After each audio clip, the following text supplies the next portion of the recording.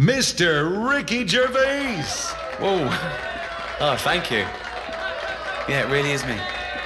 Calm down. I do a lot of work for charity. I don't do enough. They say you can always do more. But I look at it like this. It's a pain, isn't it? Nothing in it for me. Do a lot of work for cancer. That's my chosen charity. Do a lot of work for people with cancer. And they're welcome to it.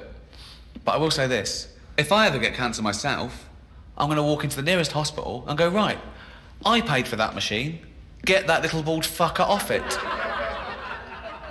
Talking of little bald fuckers, I did the teenage cancer gig last year. What? No, I'd done it 2 years before, but they called again last year. We're still ill. You lasted.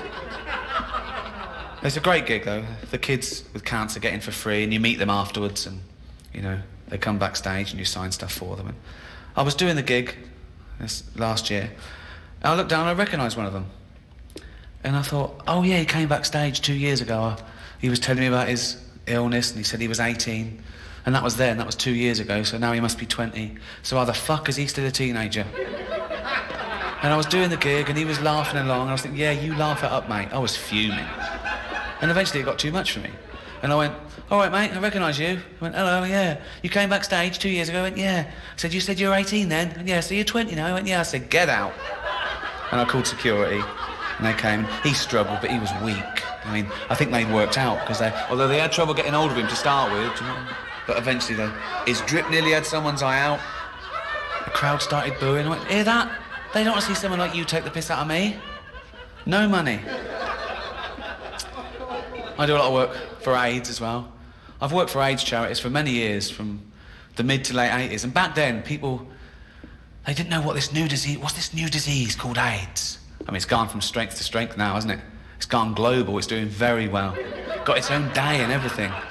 World AIDS Day, 1st of December. I don't think it'll ever take off like Christmas.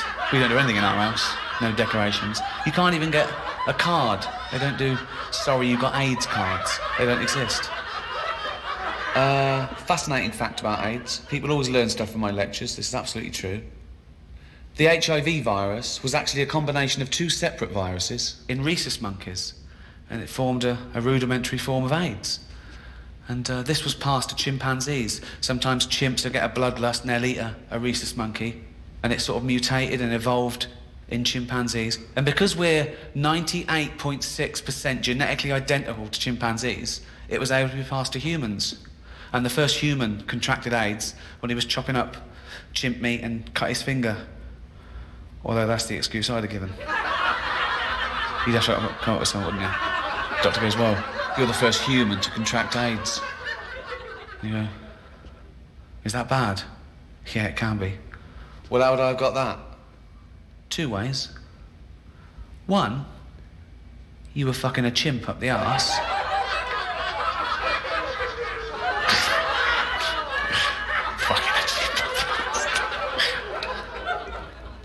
No way.